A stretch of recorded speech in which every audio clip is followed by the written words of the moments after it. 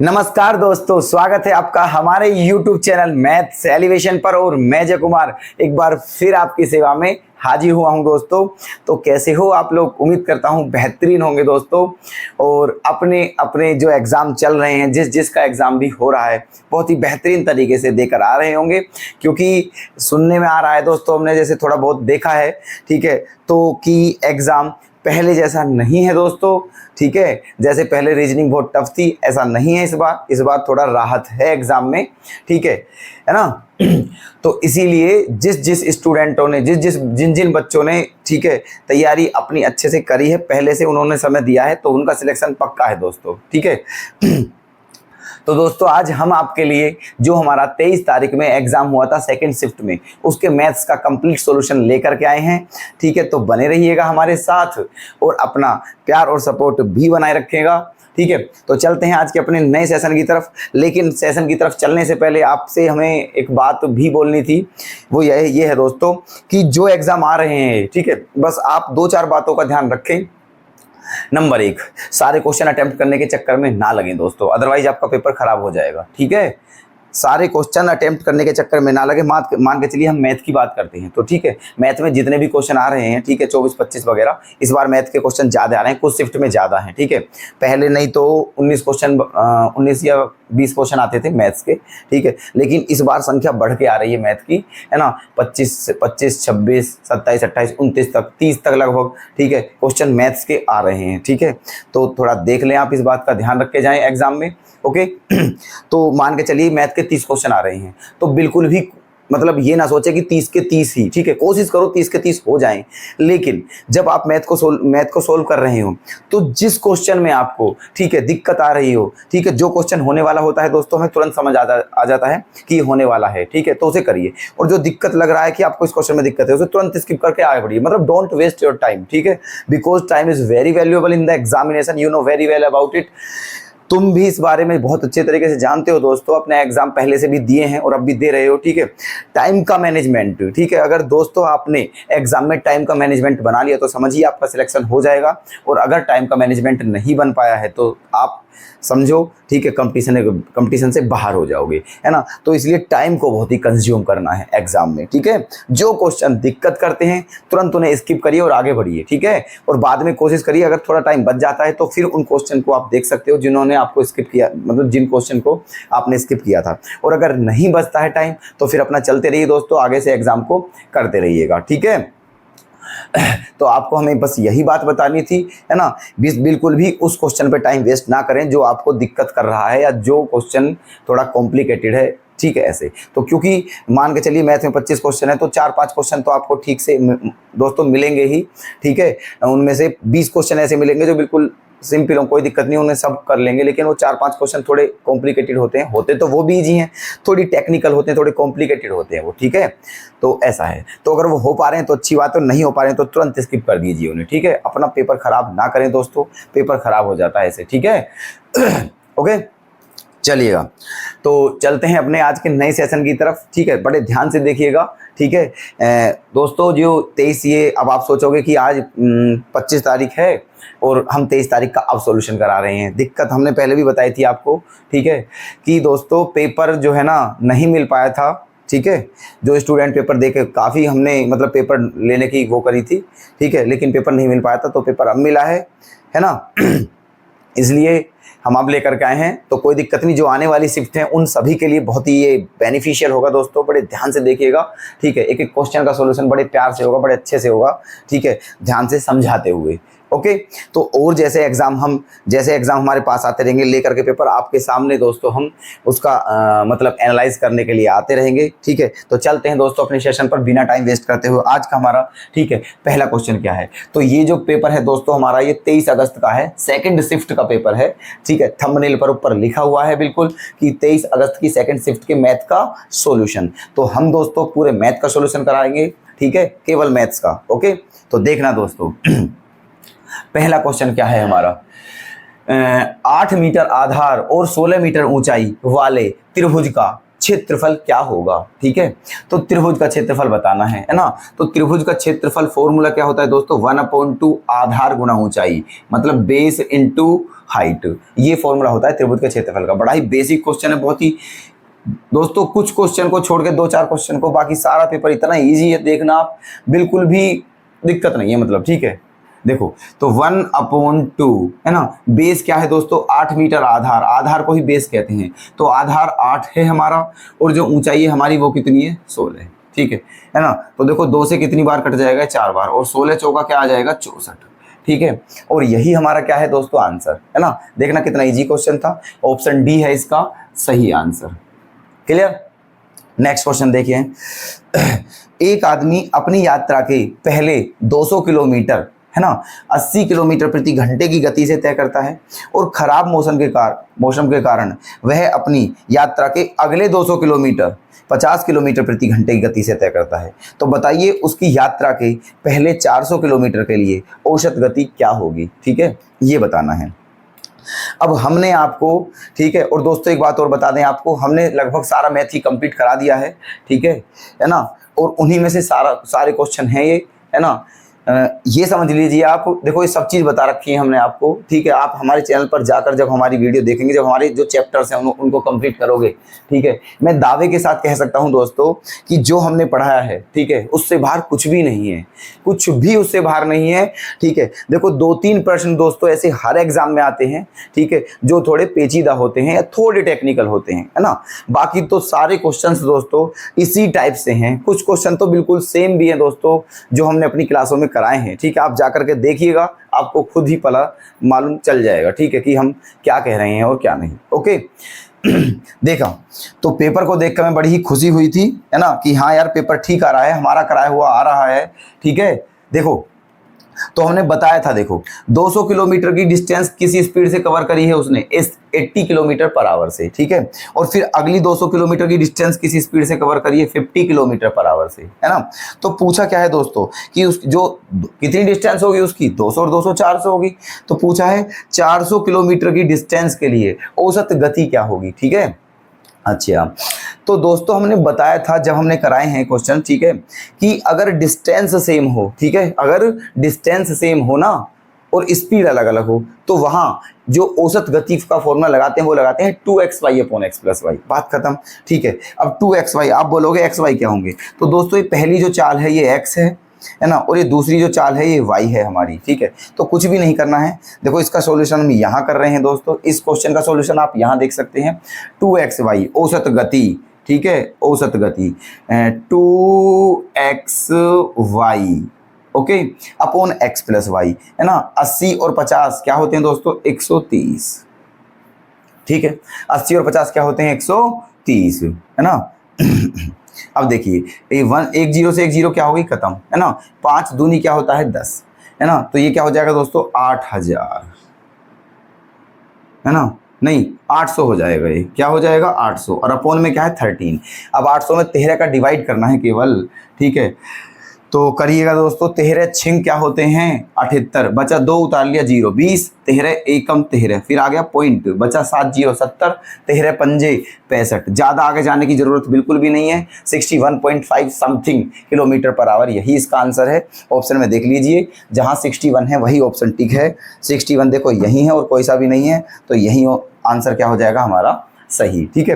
बिल्कुल फाइनल तक आंसर जाने की आवश्यकता नहीं है पेपर में, ठीक है। हमें पता है 61 बी ऑप्शन में है और कहीं है ही नहीं, तो फिर ज़्यादा एफर्ट लगाने की जरूरत ही नहीं है। ये नहीं है पॉइंट के 3-4 डिजिट बाद तक निकाल ले, कोई आवश्यकता नहीं है, ठीक है। सीधा क्लिक 61 समझ दे।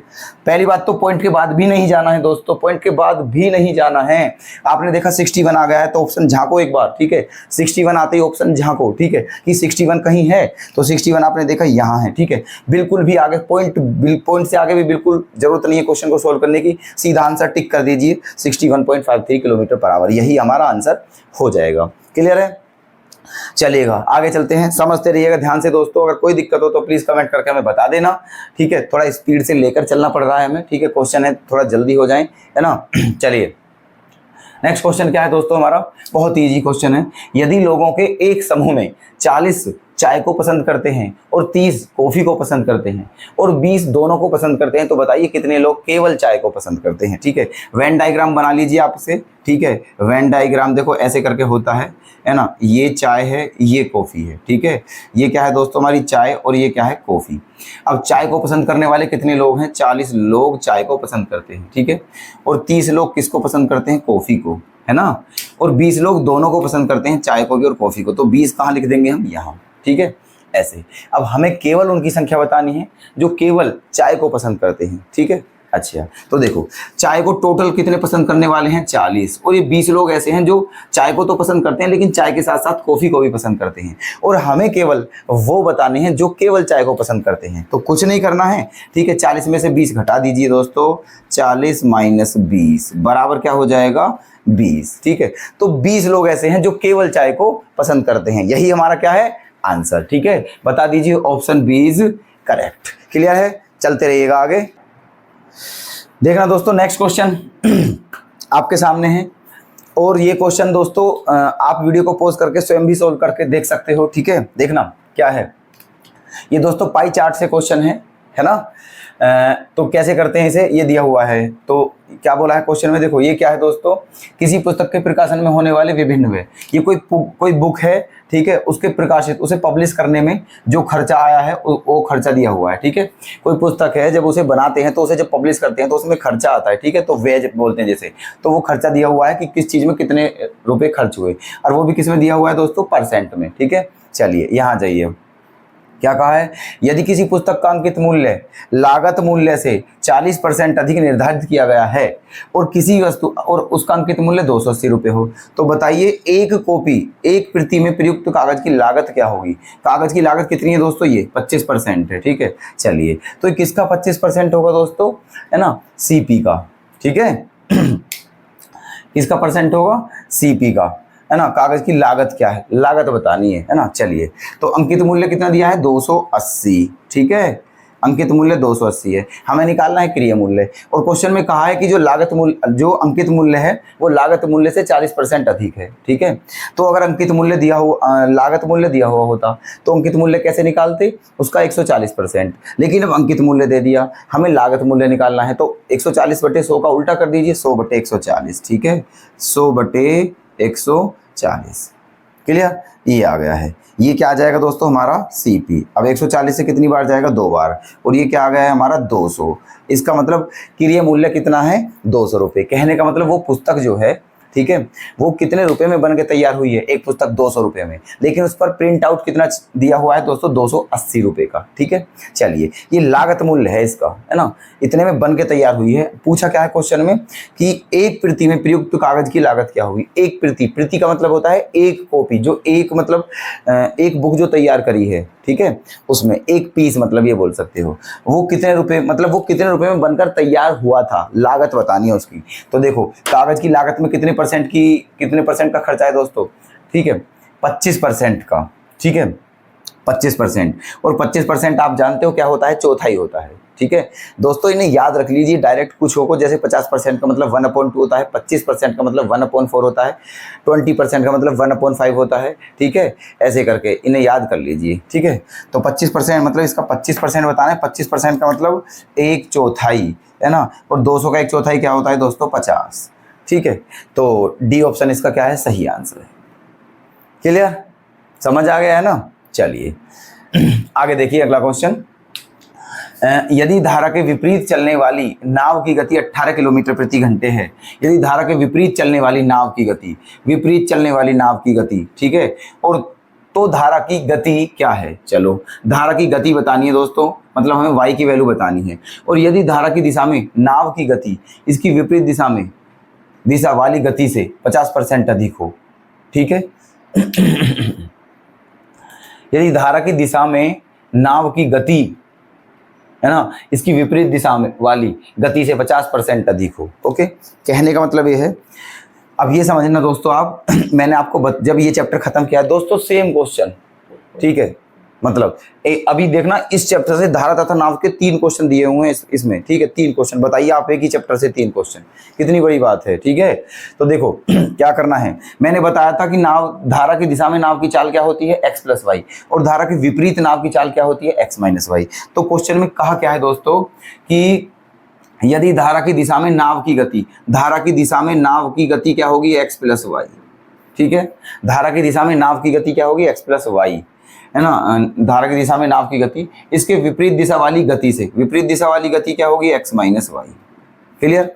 धारा की दिशा में नाव की गति ये होगी, धारा के विपरीत नाव की गति ये होगी। और दिया हुआ है क्वेश्चन में कि ये जो गति है धारा की दिशा में, इस गति से कितनी अधिक है, 50%, है ना। 50% ज्यादा है, मतलब इसका 150% है, और 150% का मतलब क्या होता है, 3/2। तो यहाँ क्या कर दीजिए आप, 3/2। ओके, बस। अब देखो इनकी गुणा कर दीजिए। यहाँ जब गुणा करोगे आप तो क्या आएगा, 3x - 3y। यहाँ गुणा करोगे तो क्या आएगा, 2x + 2y। 3x में से 2x गया तो 1x बचा, 3 और 2 क्या हो गया है, 5y। इसका मतलब जो x है वो 5y है, ठीक है। मतलब जो नाव की चाल है वो धारा की चाल की 5 गुना है। अब पूछा क्या है दोस्तों, ठीक है, कि धारा की चाल पूछी है, y का मान पूछा है, ठीक है।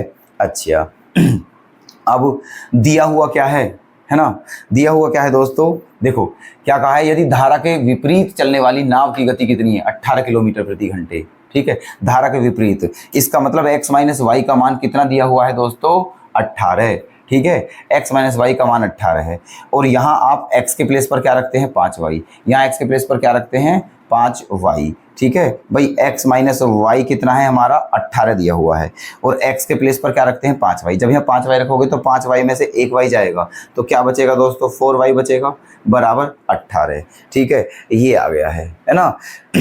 अब इसमें डिवाइड कर दीजिए 18 में, तो कितनी बार जाएगा दोस्तों, ये 4 चौक 16, ठीक है, 2 0 4 पंजे 20, ठीक है। इसका मतलब 4.5 किलोमीटर प्रति घंटे। यही आपका क्या हो जाएगा दोस्तों, आंसर। ऑप्शन डी हमारा क्या है, सही। क्लियर। चलो दोस्तों नेक्स्ट क्वेश्चन बताओ फटाफट, ठीक है। आपके सामने क्वेश्चन आ गए हैं, है ना। और आप दोस्तों ये सोच रहे होगे कि क्रम क्या लिखा है हमने, कभी 27, 38, 39, ठीक है। तो क्योंकि जो पेपर है हम उसे ही सोल्व करा रहे हैं, ठीक है।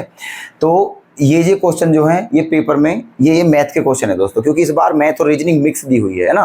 पता चली 2-4 क्वेश्चन मैथ के आ जाते हैं, फिर रीजनिंग के आ जाते हैं, फिर बीच में मैथ, ऐसे करके मैथ और रीजनिंग मिक्स दी हुई है।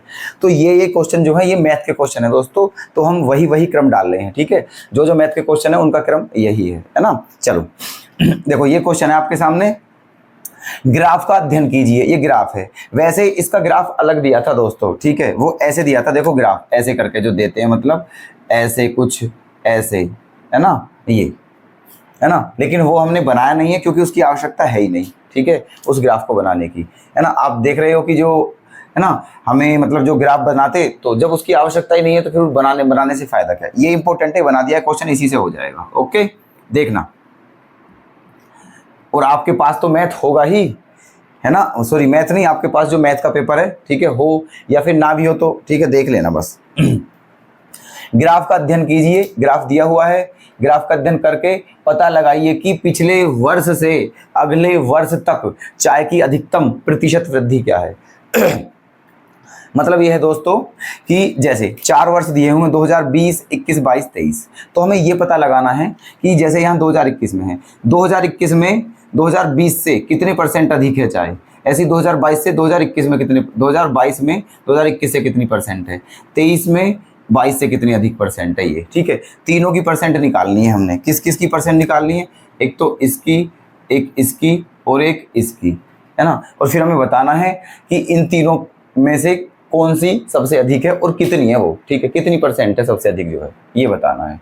ओके, और बता, अब 3 चीज हैं दोस्तों, 3 आइटम है यहाँ, एक तो दूध है, एक कॉफी है और एक चाय है। लेकिन क्वेश्चन में क्या पूछा है ना, चाय पूछा है। क्या पूछा है क्वेश्चन में, चाय। क्लियर है। चलो देखो तो आ जाइए। तो 2020 में कितनी चाय थी दोस्तों, 13, और 2021 में कितनी हो गई, 15, है ना। तो कितने की वृद्धि हुई है, 2 की वृद्धि हुई है, ठीक है। कितने की वृद्धि हुई है, 2 की। और यहाँ 2021 से 2022 में कितने की वृद्धि हुई है, यहाँ भी 2 की हुई है। और 2022 से 2023 में यहाँ कितने की हुई है, 3 की, ठीक है। अब तीनों को निकालना है कितने %, है ना। तो 2 अधिक है किससे, 13 पे, तो 2/13 गुणा 100, ठीक है। दूसरी वाली 2/15 गुणा 100, तीसरी वाली 3/17 गुणा 100। क्लियर है? ये तीनों परसेंट बतानी है और इनमें जो सबसे अधिक है वही हमारा आंसर हो जाएगा। ठीक है, चलिए देखो ये क्या है 2 बटे है ना, ये क्या हो जाएगा दोस्तों 200/13 और ये क्या हो जाएगा 200/15। ये आप जानते हो कि जो भिन्न के रूप में हो संख्या, फ्रैक्शन के रूप में, तो जिसका डेनोमिनेटर है ना, जिसका डेनोमिनेटर बड़ा हो वो भिन्न छोटी होती है और जिसका डेनोमिनेटर छोटा हो वो भिन्न बड़ी होती है। तो आप देखना यहाँ भी 200 है और यहाँ भी 200 है, लेकिन यहाँ जो है जिसका डेनोमिनेटर यहाँ हर जो है 13 है या 15 है, तो ये बड़ा है, इसका मतलब ये छोटी है। ठीक है, इसका जो हर है वो बड़ा है तो ये छोटी है। इन दोनों की कंपेयर कर रहा हूँ मैं, तीसरी छोड़ दी अभी है ना, इन दोनों में तो ये छोटी है दोस्तों, तो इसे तो आप छोड़ ही दीजिए, इसे मत चेक कीजिए कि कितनी परसेंट आई, क्योंकि ये तो छोटी बैठ रही है। अब ये दोनों बचे हैं, इन दोनों में चेक करना है हमें। ठीक है, यहाँ क्या है 200/13 और यहाँ क्या है 300/17, तो 200 में 13 का डिवाइड देना है। ठीक है, 200 में 13 का डिवाइड ऐसे दे लीजिए, 200 में 13 का डिवाइड। ठीक है, तो क्या हो जाएगा 13 एकम 13, बचा कितना 7 0 70 है ना, 13 पंजे 65। ठीक है, 13 पंजे 65 लगभग 15। यहाँ आ जाइए, ये कितना है दोस्तों 300/17, 300/17, तो 17 एकम क्या हो गया 17, बचा कितना दोस्तों 13, उतार लिया 0। ठीक है, 130, 17 8 17 7 119, 17 7। अब देखो ये लगभग 17 है और ये 15 है, तो कौन सा बड़ा है दोस्तों, ये वाला बड़ा है। ठीक है, कितना आ रहा है 17। ठीक है, पॉइंट के बाद जाने की बिल्कुल आवश्यकता नहीं है। ऑप्शन में ये देखिए 17 है किसी ऑप्शन में। ठीक है, ये रहा, यही आंसर हो जाएगा दोस्तों हमारा। ठीक है, बिल्कुल फाइनल तक करने की कोई आवश्यकता नहीं है, हमें पता है कि इन तीनों में ये ही बड़ा है। ठीक है, और कितना बड़ा है 17, अप्रोक्स 17। ठीक है, ऐसे तो पॉइंट के बाद क्यों जाएं जब ऑप्शन में 17 इसके अलावा कहीं है ही नहीं, तो ऑप्शन यही टिक करते हैं और चलते हैं आगे की तरफ। ऐसे ही टाइम बचाना है एग्जाम में। ओके, क्लियर है? चलिए आगे आते हैं। देखो में से के 2 क्वेश्चन दे दिए, बताइए आप इससे आसान और क्या हो सकता है ना। में से के 2 क्वेश्चन, और वो भी देखो बच्चों वाले क्वेश्चन है दोस्तों। ये क्या बताना है इनमें 285 510 और 1440 का में से क्या होगा। ठीक है, देखो में से कैसे बताते हैं हम, ये 285 है ऐसे करके, तो में से वो होता है दोस्तों जो तीनों में कॉमन हो, मतलब जो तीनों को काटता हो वो में से है। ठीक है, जो तीनों को काटता हो वही इनका क्या हो जाएगा में से। अब एक काम करते हैं, देखो ये 285 है ना, देखो 5 से तो कटेंगी ये तीनों संख्याएं, 5 से कटेंगी, हमें बताना है में से, तो 5 तो आएगा ही, 5 से कटेंगी, काटिए 5 पंजे 25 और 5 सत्ते 35 है ना, 5 एकम 5 दूनी। ठीक है, 5 दूनी 10 4 5 अट्ठे 5 अट्ठे। ठीक है, ये 5 से कट गया है इतनी बार है ना। चलिए अभी और कटेगा क्या देखते हैं, 8 8 10 2 बार है, अभी ये 3 से और कटेगा दोस्तों। अब 3 से काटिए है ना, 3 से कितनी बार 19 बार, 3 से कितनी बार 34 बार, 3 3 9 3 चौक बार है, और 3 से कितनी बार 3 नाम 3 छंग 96 बार 3 से। ठीक है, तो 3 भी लिखिए, वो सारी संख्याएं लिखनी है जिनसे कटता है। तो 5 गुणा 3 आ गया है। अब देखिए और भी कट रहा है क्या, बिल्कुल नहीं कटेगा, क्योंकि यहाँ 19 आ गया, और 19 जो है वो प्राइम नंबर होता है, अभाज्य संख्या, वो किसी से नहीं कटता है। ठीक है, तो 5 गुणा 3 यही हमारा आंसर हो जाएगा 15। ठीक है, तो क्या हो गया है इनका में से 15, ऑप्शन सी क्या हो जाएगा करेक्ट। क्लियर? नेक्स्ट देखना है 1/2 2/3 3/4 4/5 का में से क्या होगा। ये दोस्तों चारों संख्याएं दी हैं और चारों की चारों भिन्न हैं। तो हमने जब ये चैप्टर कराया था में से ले सका तो बताया था, ठीक है, कि जब भिन्नों का में से निकालना हो तो ठीक है, फिर अंश का में से निकालते हैं और हर का क्या निकालते हैं ले से। ठीक है, तो अंश का में से निकालते हैं 1 2 3 4, इनमें इनका में से निकालेंगे, और में से क्या होता है कॉमन, तो इन चारों में कोई भी कॉमन नहीं है। जब कोई भी कॉमन नहीं है तो क्या लिख देंगे 1। ठीक है, और नीचे जो संख्या है इनका क्या निकालेंगे ले से, 2 3 4 5, इनका ले से क्या होता है 60 होता है दोस्तों। ठीक है, क्या होता है 60। तो आंसर क्या आ गया है हमारा 1/60, ऑप्शन फर्स्ट हो जाएगा करेक्ट। ठीक है, चलिएगा क्वेश्चन नंबर 40। ठीक है, देखो एक कार्यालय में वरिष्ठ अधिकारी, देखो कुछ क्वेश्चन की लैंग्वेज दोस्तों ऐसी देते हैं, थोड़ा अटपटी सी, वैसे क्वेश्चन इजी होते हैं वो, है ना, तो बस लैंग्वेज समझनी है ध्यान से, है ना।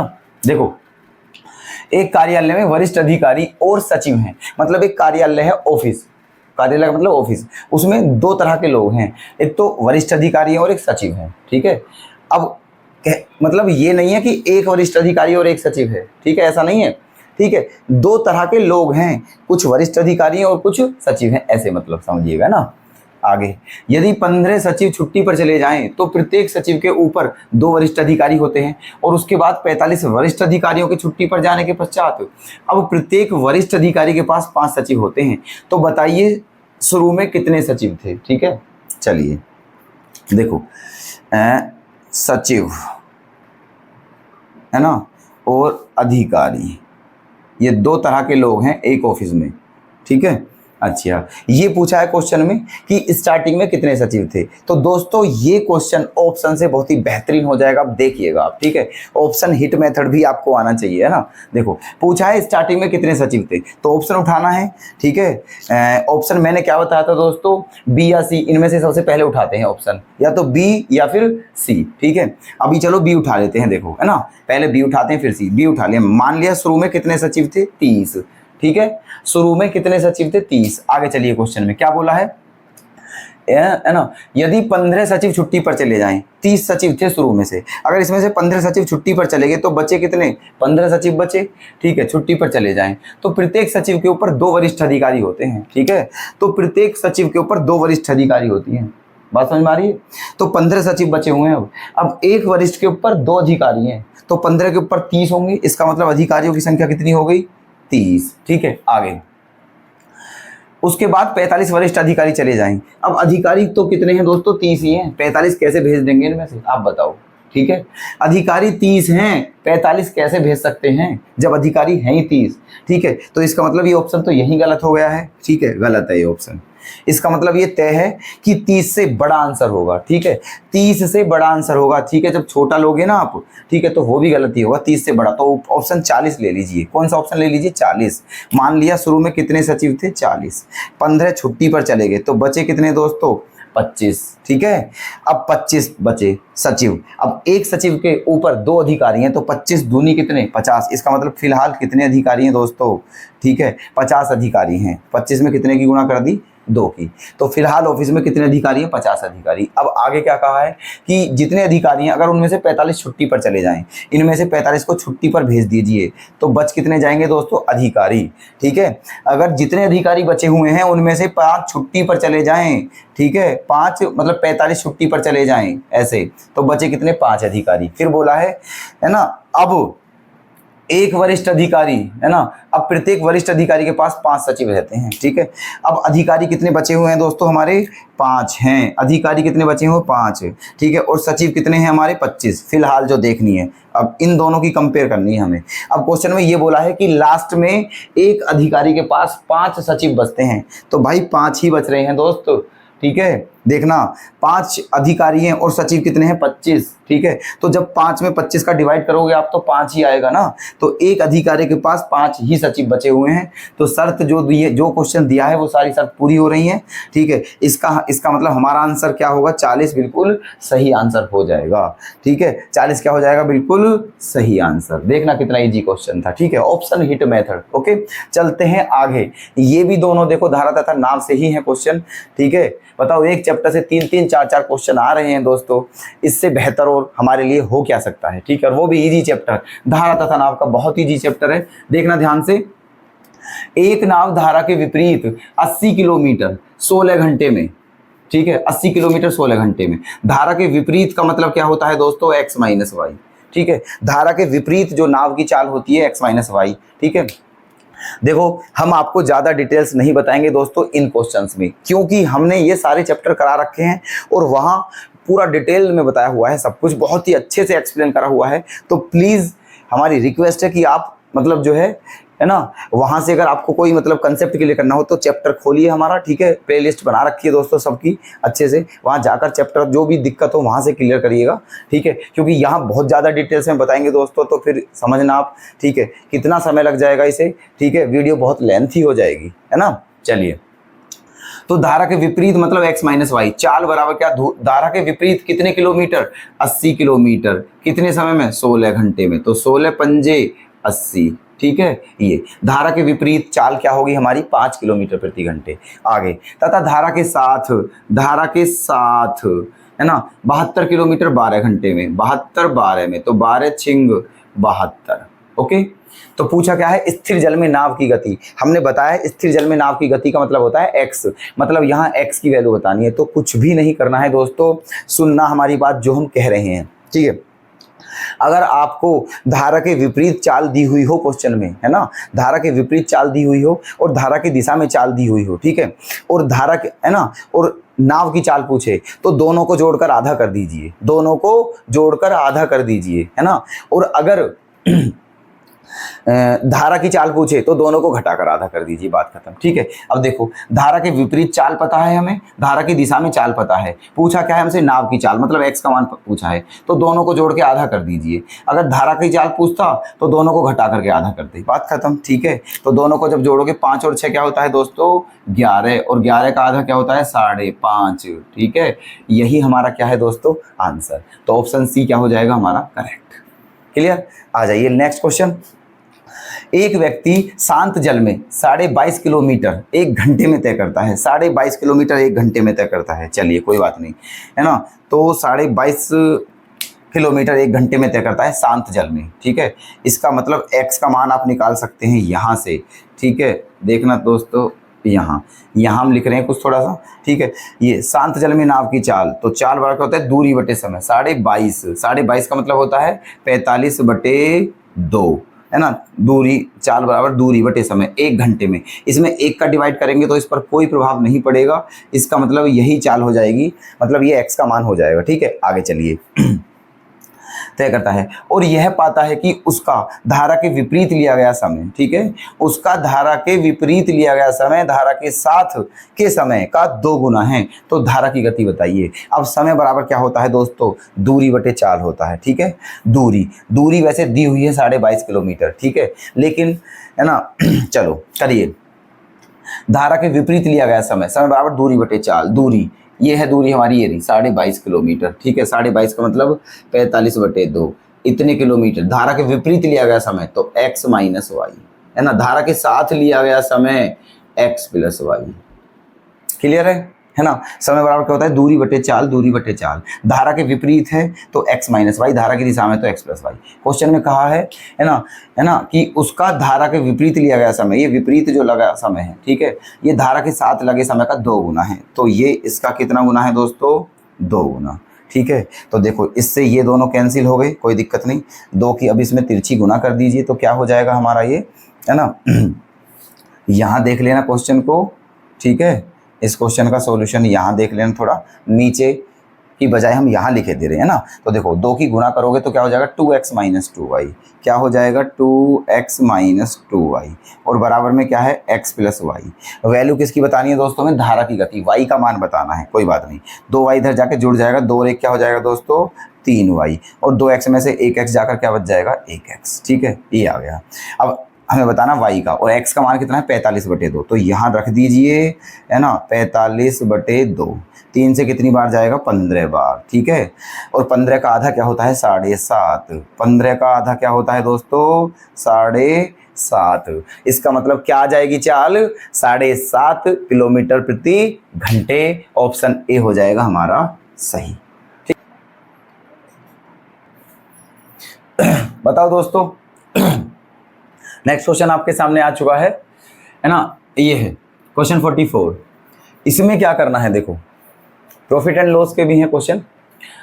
एक कार को 6400 रुपये में बेचने पर श्री राव को 20% हानि होती है, तो कार का क्रय मूल्य क्या होगा ये बताना है ना। बहुत आसान क्वेश्चन है। क्रय मूल्य का फॉर्मूला होता है विक्रय मूल्य, ठीक है, गुणा 100/100 प्लस लाभ, है ना। अगर लाभ है तो 100 में जोड़ के लिखो, हानि है तो 100 में से घटा के, क्योंकि हानि है 20% की, तो 100 में से 20 घटाएंगे तो क्या बचेगा 80। क्लियर बात, ठीक है। अब देखो यहाँ एक जीरो से एक जीरो खत्म, 8 से कितनी बार 80 बार, और गुणा करके क्या आ जाएगा दोस्तों 8000, ठीक है 8000। तो इसका फर्स्ट ऑप्शन करेक्ट हो जाएगा। क्लियर। Next question. एक पुराना स्कूटर, एक पुराना 2 व्हीलर डीलर, ठीक है, एक पुराना 2 व्हीलर डीलर, मतलब एक डीलर है जो पुराना है, जो टू व्हीलर मतलब टू व्हीलर डीलर है, मतलब दो पहिए का वाहन रखता है, दो पहिए का वाहन, वो डीलर है, पुराना काफी है ना। तो उसने क्या किया, एक स्कूटर को 460 रुपये में बेचता है और उसे कुछ नुकसान होता है। ठीक है, 460 रुपये में बेचने पर कुछ नुकसान होता है, मतलब हानि होती है। और हानि आप जानते हो हानि क्या होती है, SP माइनस CP। तो 460 रुपये में बेचने पर उसे हानि होती है, तो 460 माइनस CP कितने की हानि होगी, ये हानि है दोस्तों। विक्रय मूल्य से क्रय मूल्य घटाने पर हानि आती है, इतने की हानि हुई। आगे चलिए, हानि होती है। फिर कहा है और उसे कुछ नुकसान होता है। फिर कहा है यदि वह इसे 580 रुपये में बेचता तो उसका लाभ, तो उसे लाभ होता 580 में बेचने पर। तो लाभ क्या होता है दोस्तों हमारा देखो हानि 460 रुपये में बेचने पर उसे क्या हुई थी, हानि। तो हानि जो होती है वो होती है दोस्तों CP माइनस SP। ये थोड़ा CP माइनस SP है ना, मतलब इसे CP में से घटाएंगे 460 को। ओके, ये हानि है CP माइनस SP। लेकिन 580 रुपये में बेचने पर लाभ होता है, और लाभ बराबर क्या होता है, SP माइनस CP। तो 580 माइनस CP, क्लियर, ये रहा है ना। 580 रुपये में बेचता है तो उसका लाभ उसकी हानि का 2 गुना है। ठीक है, ये जो लाभ है इस हानि का कितने गुना है, 2 गुना। ठीक है, चलिए तो क्या हो गया, 2 गुना CP है ना, 2 गुना CP माइनस के 2 जीरो 2 छिक्का 2 चौका 8 920 है ना, बराबर क्या 580 माइनस CP। ठीक है, इस CP को इधर ले आएंगे तो 2 गुना CP और 1 CP क्या हो जाएगा, 3 गुना CP। ठीक है, बराबर में 580 है, 920 भी उधर जाकर जुड़ ही जाएगा। तो 20 इधर जोड़ेंगे तो क्या हो जाएगा 600, और 600 और 900 क्या हो जाएगा दोस्तों 1500। ठीक है, 600 और 900 क्या होगा 1500। बस 3 का डिवाइड कर दीजिए, 500 आपका क्या आ जाएगा दोस्तों आंसर। स्कूटर का क्रय मूल्य ही पूछा है, ऑप्शन D हो जाएगा करेक्ट। क्लियर। ये वाला क्वेश्चन क्या है, C एवं B एक कार्य को क्रमशः 18 दिन और 24 दिनों में कर सकते हैं। ठीक है, मतलब C किसी काम को 18 दिनों में कर सकता है, C किसी काम को 18 दिनों में, ठीक है, और B किसी काम को 24 दिनों में कर सकता है। उन्होंने 8 दिन तक एक साथ काम किया और फिर C चला गया, तो बताइए B ने शेष काम को कितने दिनों में पूरा किया। ठीक है, चलिए दोनों ने कितने दिन तक काम किया दोस्तों, 8 दिन तक। तो पहले ये निकालिए कि दोनों ने कितना काम कर दिया है। तो 8 दिन तक काम किया, तो C ने 8 दिन में कितना काम किया होगा, 8/18 प्लस B ने 8 दिन में कितना काम किया होगा, 8/24। ठीक है, ऐसे है ना। ये दोनों का 8 दिन, दोनों ने मतलब ये दोनों का एक एक दिन का काम है। ठीक है, सही है, दोनों का 8 दिन, मतलब दोनों ने 8 दिन में इतना काम किया। क्लियर है, चलिए कैलकुलेशन करिए। यहाँ 2 से 4 बार, 2 से 9 बार है ना, 8 से कितनी बार, 3 बार है ना। एलसीएम क्या आ जाएगा दोस्तों 9, तो 3 से 3 बार कटेगा, 3 और 4 7/9, 7/9 इतना काम हो चुका है। ठीक है, इतना काम कर दिया है C ने और B ने 8 दिनों में। तो शेष क्या बचा, 9 में से 7 गया 2 और बटे में 9, ये शेष बचा है काम। ठीक है, ये क्या बचा है, शेष काम। और ये काम किसे करना है, B को करना है। तो हमें ये बताना है इस काम को करने में B कितना समय लेगा। अब ठीक है, फॉर्मूला हमने बता रखा है, ये चैप्टर करा रखा है दोस्तों, बाकायदा आराम से देख लेना, कोई दिक्कत नहीं है। ठीक है, यहाँ वही फॉर्मूला M1D1H1/W1 वाला यूज करेंगे। ठीक है, हमें बताना है इस काम को B कितने समय में करता है। ठीक है ना, B से इस काम को, जब हमें पता है कि B पूरा काम कितने दिनों में करता है, 24 दिन में। जब हमें पता है कि B पूरा काम कितने दिनों में करता है, 24 दिन में। ठीक है, तो B पर कितना काम करवाना है, 2/9 काम, तो कितना समय लेगा ये बताना है। ठीक है, चलिए 9 घूमकर कहाँ जाएगा दोस्तों, ऊपर। ठीक है, यहाँ पहुँचा दिए 9 को, ये पहुँच गया है 9 यहाँ। ठीक है, अब 3 से 3 बार और 3 से कितनी बार, 8 बार, 8 दूनी 16/3, 16/3। ठीक है, 16/3, तो डिवाइड करेंगे तो क्या आएगा, 3 पंजे ये आ जाएगा। ठीक है, ऐसे 5 सही 1/3। ठीक है, और यही हमारा क्या हो जाएगा आंसर, ऑप्शन C है इसका करेक्ट। तो ऐसे होना था ये। क्वेश्चन 47, A एवं B प्रत्येक एक कार्य को 75 दिनों में कर सकते हैं। ठीक है, उन्होंने एक साथ कार्य शुरू किया, लेकिन A ने कुछ समय के बाद काम छोड़ दिया एवं B ने शेष काम को 23 दिनों में पूरा किया। तो बताइए A ने कार्य को कितने दिनों के बाद छोड़ा, है ना, ये क्वेश्चन है। क्वेश्चन करा रखा है दोस्तों इस टाइप का भी, ठीक है। थोड़ा लॉजिक है इस क्वेश्चन में, पर अच्छा क्वेश्चन है, इस टाइप का हमने कराया हुआ है चैप्टर। मतलब मैं आपसे क्या ही बोलूं दोस्तों, सारा एग्जाम, ठीक है, आप मेरी बात बिल्कुल भी मत मानो, ठीक है। मैं नहीं कह रहा कि आप हमारी बात पर विश्वास करो, ठीक है, लेकिन आप हमारी क्लासेज जाकर देखो, आप हमारे चैप्टर से एक बार चेक करो दोस्तों जाकर के, ठीक है। जो भी चैप्टर्स हमने कराए हुए हैं, हमने बहुत ही मतलब कम उसमें, ठीक है, और बहुत कुछ मतलब दोस्तों कंप्लीट करा दिया है बिल्कुल, ठीक है।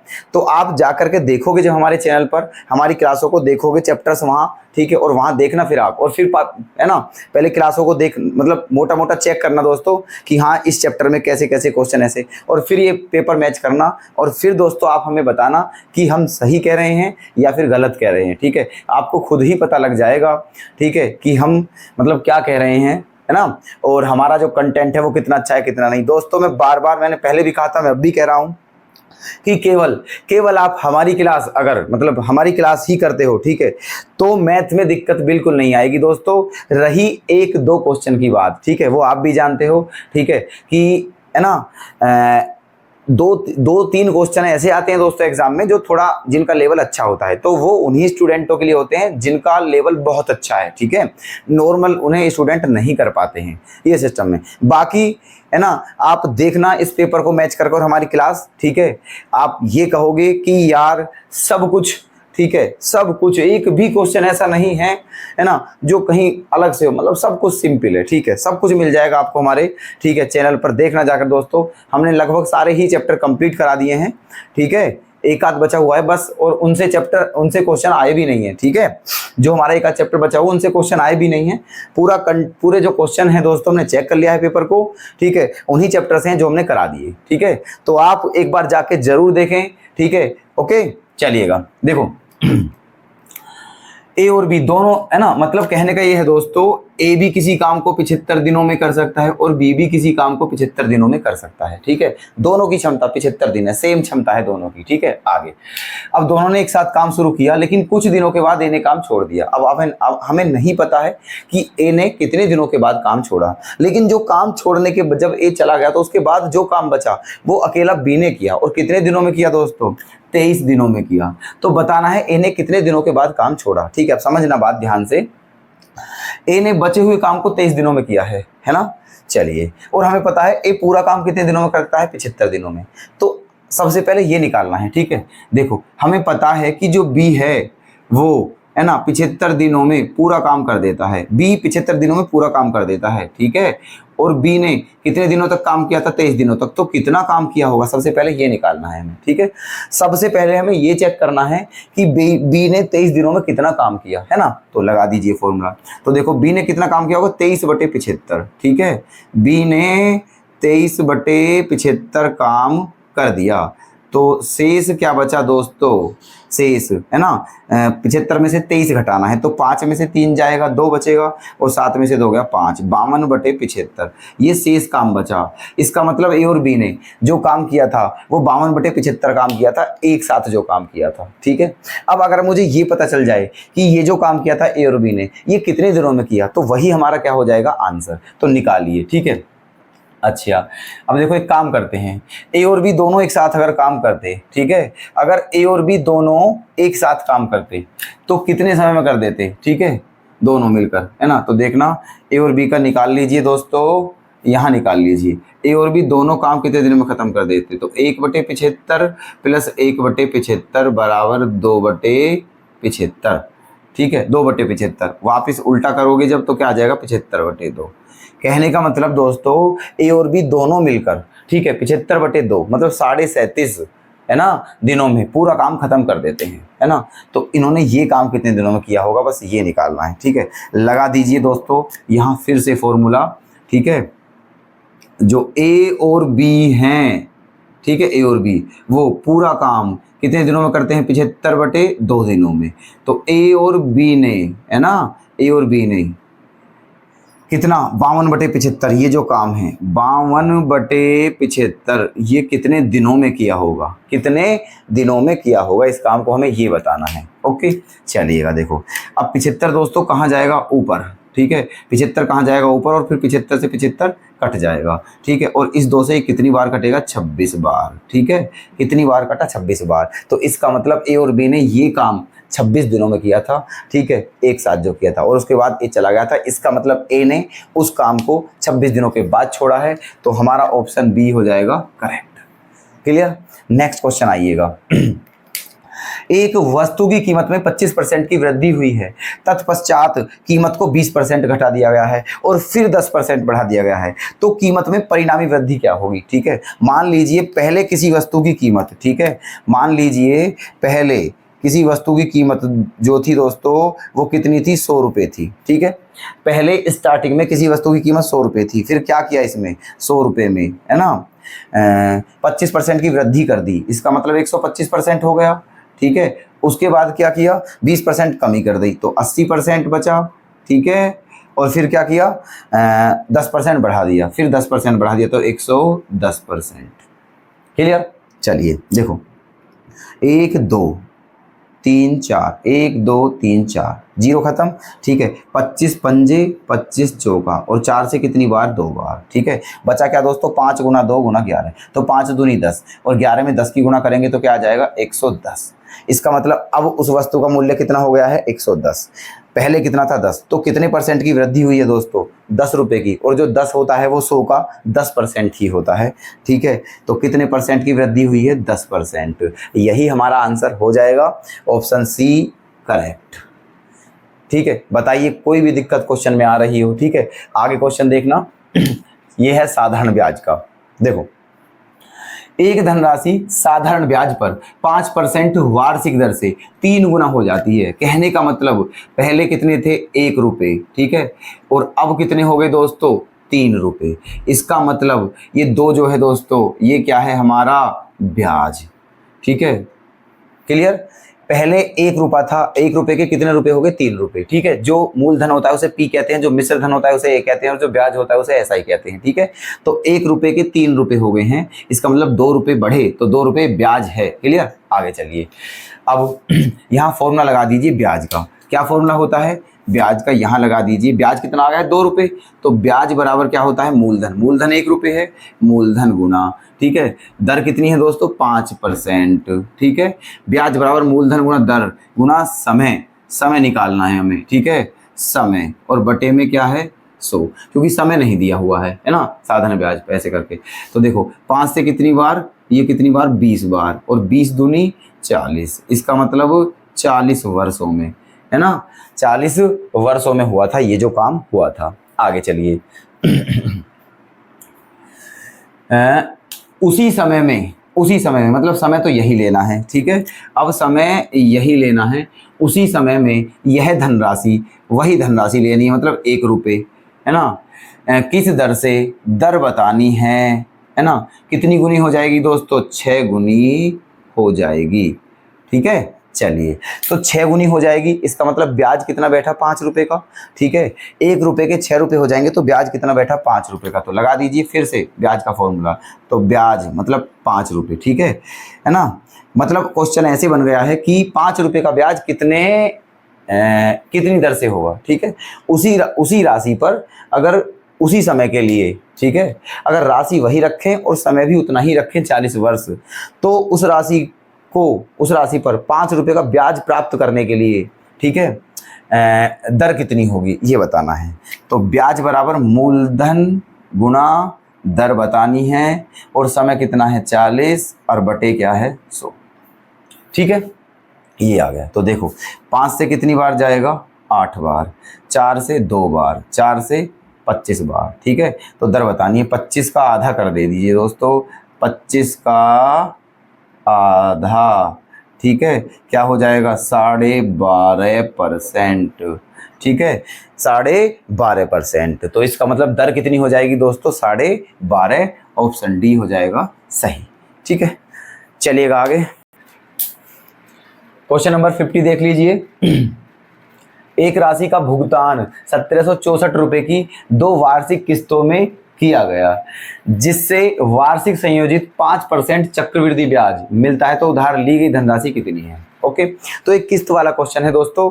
आप जब चैप्टर मतलब हमारे चैप्टर जो हमने करा रखा है वहाँ चक्रवृद्धि ब्याज खोलोगे तो वहाँ आपको किस्त का क्वेश्चन अवश्य मिल जाएगा। तो ठीक है, देखो इसका फॉर्मूला क्या होता है दोस्तों, जितनी किस्त गई 1764 रुपये की किस्त थी, है ना, और 5% दर पे, तो 1 +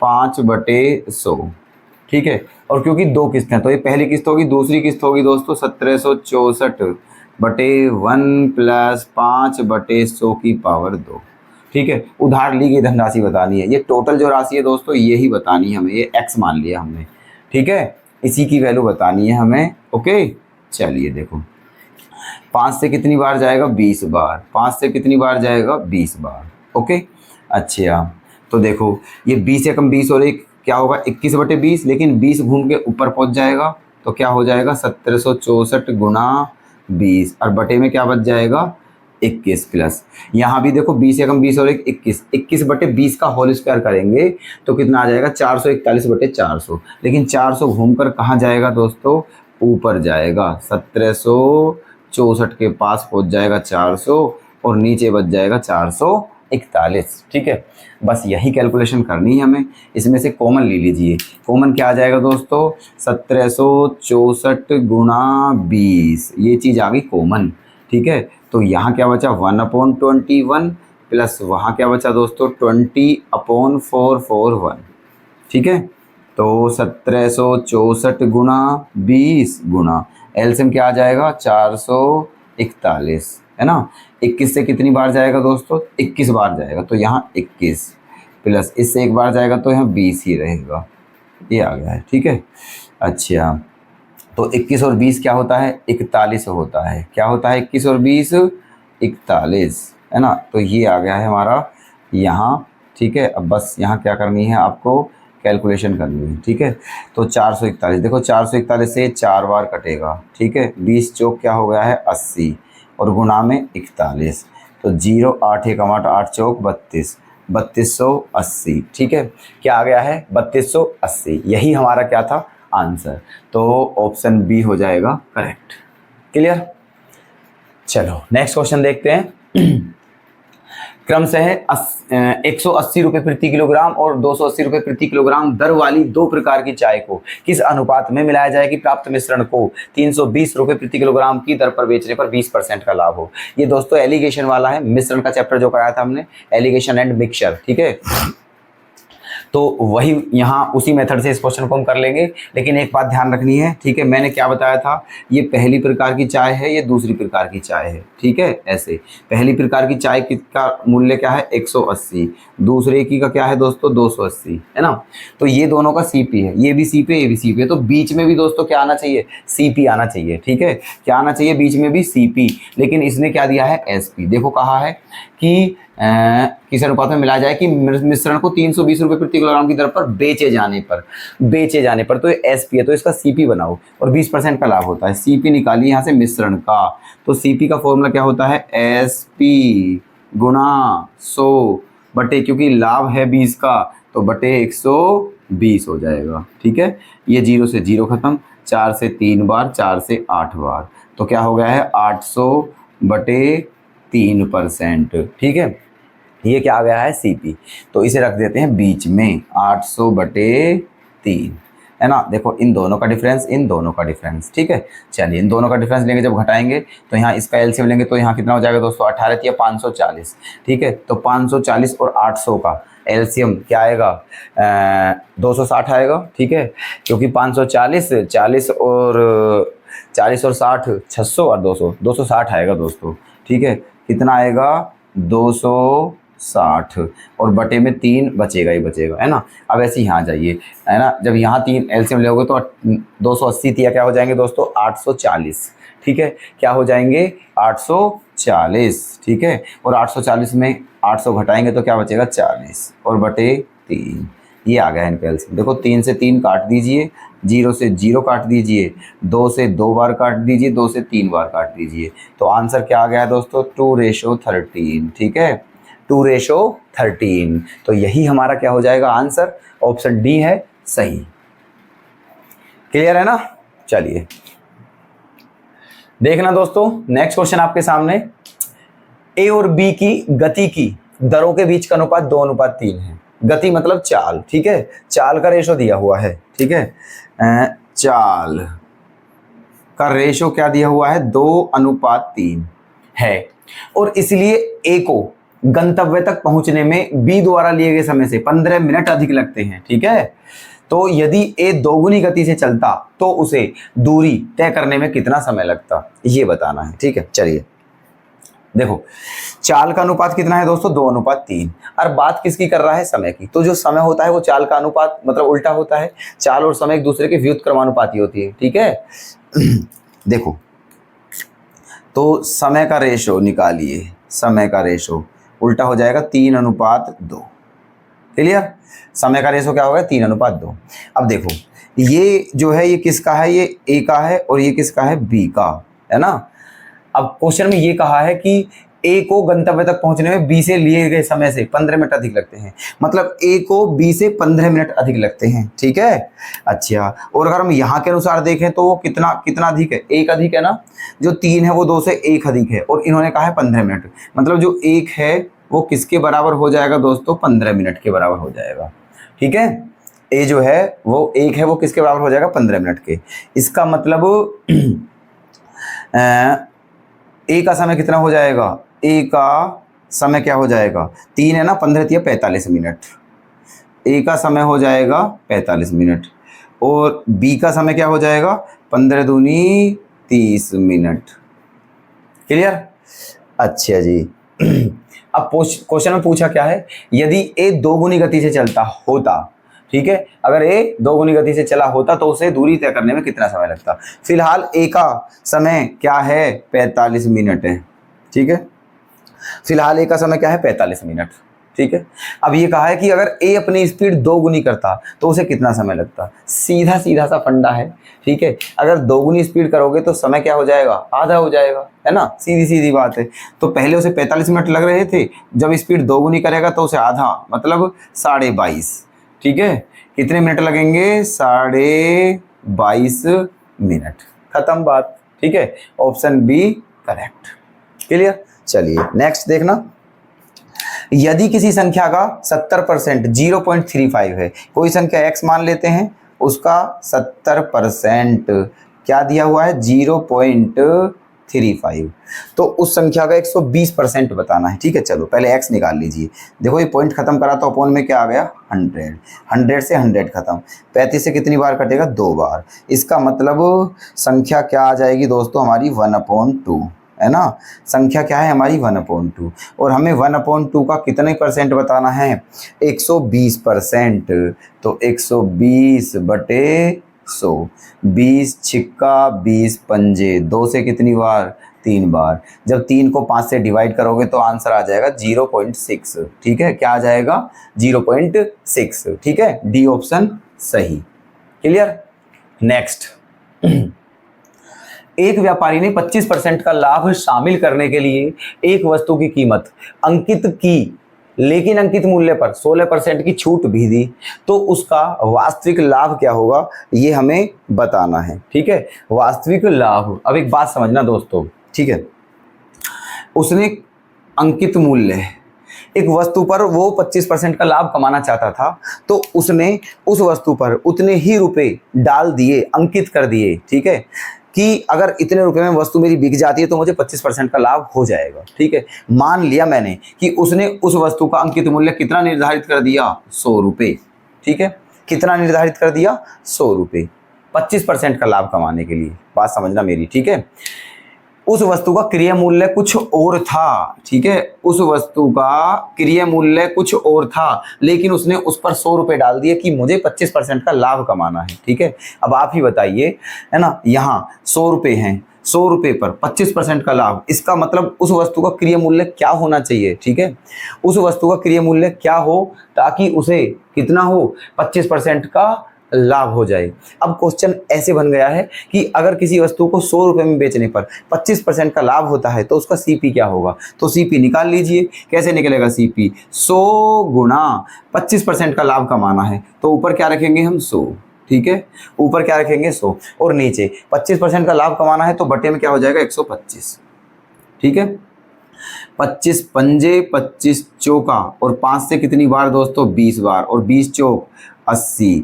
इसका मतलब उस वस्तु का क्रिया मूल्य क्या था 80 रुपये था, है ना, और उसने उस पर कितने डाल दिए 100 रुपये ताकि उसे 100 रुपये में बेचें तो 20-25% का लाभ हो। लेकिन आगे चलिए क्वेश्चन में हुआ क्या, है ना, करने के लिए एक वस्तु की कीमत अंकित की लेकिन अंकित मूल्य पर 16% की छूट भी थी। ठीक है, तो बताइए उसका वास्तविक लाभ क्या है। अब उसने अंकित मूल्य पर 16% की छूट दे दी है। ठीक है, अच्छा, अगर अंकित मूल्य पर छूट ना देता वो दोस्तों, जितना अंकित मूल्य है उतने में ही बेचता तभी उसे 25% का लाभ होता, लेकिन अब उसे अंकित मूल्य पर छूट भी दे दी है तो अब 25% का लाभ नहीं होगा। ठीक है, ठीक है, देखिए यहाँ एसपी निकालिए पहले। जब 25% की छूट दे दी है, नहीं 16% की छूट दे दी है दोस्तों, तो बचा कितना फिर 84%, है ना, ऐसे। तो इसका मतलब कितने में बेच दिए उस वस्तु को उसने 84 रुपये में, है ना। खरीदा कितने में था 80 में, बेच कितने में दिया 84 में। ठीक है, तो वास्तविक लाभ बताना है तो वास्तविक लाभ, ठीक है, प्रॉफिट कितने रुपए का लाभ है दोस्तों, कुल 4 रुपये का। किस पर 80 रुपये पर गुणा 100, 4 से कितनी बार 20 बार और 20 से कितनी बार 5 बार। इसका मतलब उसका वास्तविक लाभ क्या होगा 5%। ठीक है, ऐसे। तो ऑप्शन ए क्या है हमारा करेक्ट। क्लियर। क्वेश्चन नंबर 56 देखना दोस्तों। ठीक है, कैसे होगा। एक क्रिकेट खिलाड़ी की 30 पारियों के लिए बल्लेबाजी औसत 40 रन है। कहने का मतलब एक खिलाड़ी है, उसने 30 पारी खेली और 30 पारी जो है उन 30 की 30 पारियों का उसका एवरेज क्या है 40। तो टोटल रन कितने हो जाएंगे दोस्तों। ठीक है, टोटल रन 30 गुणा 40 बराबर 1200।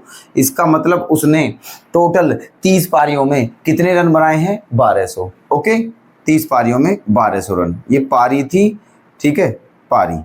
आगे चलिए, फिर कहा है उसका सर्वोच्च स्कोर उसके न्यूनतम स्कोर से 100 रन अधिक है। ठीक है, कहने का मतलब उसने कितनी पारी खेली है 30 पारी। ठीक है, और इसमें से एक पारी ऐसी है जिसमें सबसे कम रन बनाए थे उसने और एक पारी ऐसी जिसमें सबसे अधिक रन बनाए। तो क्वेश्चन में यही दिया हुआ है कि जो सर्वोच्च पारी है उसकी सबसे कम पारी से कितने रन अधिक है 100 रन अधिक। ठीक है, चलिए फिर क्या कहा है, यदि इन दोनों पारियों को शामिल नहीं किया जाए, मतलब सबसे कम रन और सबसे अधिक रन वाली जो पारी है इन दोनों को हटा दिया जाए, तो 30 में से 2 पारी हटा दी तो पारी कितनी बची दोस्तों 28। तो 28 पारियों को औसत 38 रन है। तो 28 पारियों का 28 पारियों का औसत कितना है 38 रन। ठीक है, अच्छा, तो एक काम करते हैं, इन दोनों की मल्टीप्लाई कीजिए। ठीक है, 8 अट्टे 64 4, है ना, 28 की 38 में मल्टीप्लाई करनी है दोस्तों।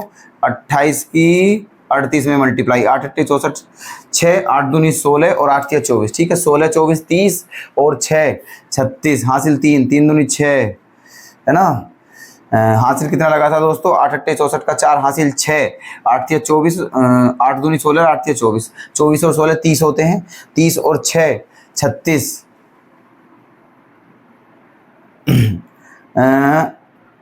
28 की 38 में मल्टीप्लाई करनी है। 8 अट्टे 64 का 4, हासिल 6 लग गया है, 8 दूनी 16 और 3 अट्टे 24। ठीक है, 16 और 24 कितने होते हैं दोस्तों 40 होते हैं। सॉरी, मैं बार बार 30 कर रहा हूँ, 30 नहीं होते 40 होते हैं। ठीक है, 24 और 16 40 और हासिल कितना था 6, तो 40 और 6 46 का 6, हासिल लगा 4, 3 दूनी 6 और 4 10। इसका मतलब इन दोनों की मल्टीप्लाई करके कितना आ रहा है 1064, है ना।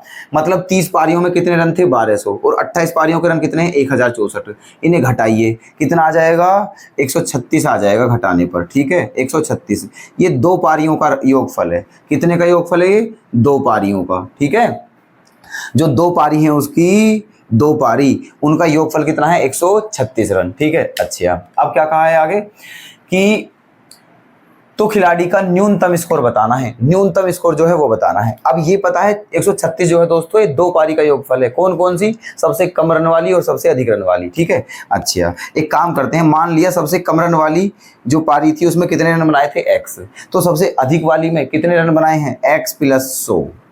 ठीक है, x प्लस 100, क्योंकि कहा है क्वेश्चन में सबसे अधिक जो सर्वोच्च पारी है वो सबसे कम पारी से 100 रन अधिक है, और बराबर कितना है 136। ठीक है, x और x क्या होगा 2x, 136 में से 100 जाएगा तो क्या बचेगा 36। अब 2 का डिवाइड करेंगे तो क्या आ जाएगा 18। इसका मतलब क्या पूछा था, न्यूनतम स्कोर क्या है उसका, तो न्यूनतम स्कोर दोस्तों उसका 18 रन है। ठीक है, मतलब वो पारी जिसमें उसने सबसे कम रन बनाए थे उसमें कितना स्कोर था 18 रन। सी ऑप्शन क्या हो जाएगा करेक्ट। क्लियर, तो ऐसे था, देखो कोई दिक्कत वाली बात नहीं है। नेक्स्ट क्वेश्चन पर आइए। कुछ छात्र यात्रा पर गए और खर्च की जाने वाली कुल नियोजित राशि 96 रुपए थी। ओके, हालांकि 4 छात्र नहीं आए और परिणाम स्वरूप शेष छात्रों को 4 रुपए अतिरिक्त का योगदान देना पड़ा, तो बताइए यात्रा में भाग लेने वाले छात्रों की संख्या क्या थी। ठीक है, अच्छा देखो, टोटल छात्र पता नहीं कितने गए हैं, हमें नहीं पता टोटल छात्र, क्योंकि बताना है ये तो, लेकिन ये जितने छात्र यात्रा पर गए थे उन्होंने कितने रुपए का मतलब एस्टीमेट बनाया कि हम 96 रुपए खर्च करेंगे यात्रा पर। ठीक है, चलिए तो इसे ऑप्शन से उठाइए दोस्तों, ऑप्शन से बहुत बेहतरीन होता है क्वेश्चन। टोटल राशि कितनी थी 96 रुपए खर्च करने थे। ठीक है, टोटल कितने रुपए खर्च करने थे 96। अब पहले कितने स्टूडेंट गए हमने, ठीक है ऑप्शन उठा लीजिए। मैंने मान लिया दोस्तों पहले 8 ही स्टूडेंट गए। ठीक है, कितने गए 8, तो 8 से कितनी बार जाएगा 12 बार। ठीक है, अब फिर कहा है कि उसमें से 4 नहीं गए, अगर पहले 8 गए हैं तो इसका मतलब अब कितने जाएंगे 4। ठीक है, अब कितने जाएंगे 4। ओके, तो अब कितनी बार कटेगा ये 4 से, 4 दूनी 8 है ना, और 4 चौक 24 बार जाएगा, तो 24 और 12 का डिफरेंस क्या है 12, जबकि डिफरेंस कितना होना चाहिए दोस्तों 4 का, तो ये ऑप्शन हमारा क्या है गलत है। ठीक है, तो ऑप्शन उठाइए आप, 12 उठाते हैं 12। ठीक है, 12 ऑप्शन। तो मान लिया पहले कितने छात्र मतलब छात्रों पर जो जाने की योजना बनाई थी वो कितने छात्रों ने बनाई थी, है ना 12 छात्रों ने। ठीक है, और 96 रुपए खर्च करने थे इन्हें, तो एक छात्र के हिस्से में कितने आते 12 अट्ठे 96, एक छात्र कितने रुपए खर्च करता 8 रुपए। लेकिन अब 12 छात्रों में से 4 छात्र नहीं गए, तो 12 में से 4 नहीं गए तो फिर गए कितने दोस्तों 8। ठीक है, 8 छात्र गए, तो अब एक के हिस्से में कितने आएंगे 12 अट्ठे 96 12 रुपए, है ना।